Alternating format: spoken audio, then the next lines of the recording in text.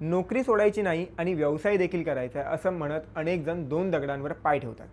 शेवटी हाती काय येतं हे वेगळं सांगायला नको.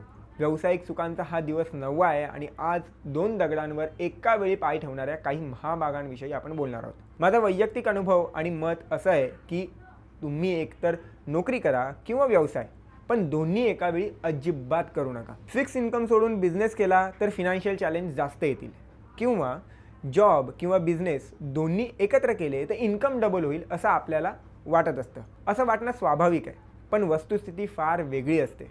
मुळात बिझनेस हा काही 9 to 5 जॉब नाही आहे. बिझनेस करणं म्हणजे 24/7 अवेलेबल असणं. त्यात जर तुम्ही दोन्ही गोष्टी एका वेळी करत असाल तर एकाही गोष्टीला न्याय देता येणार नाही असं माझं मत आहे. त्यापेक्षा गरजा ओळखा, आपल्या टार्गेटचा विचार करा आणि एक निर्णय घ्या. जॉब केलात तर लवकर स्टेबिलिटी येण्याची शक्यता आहे.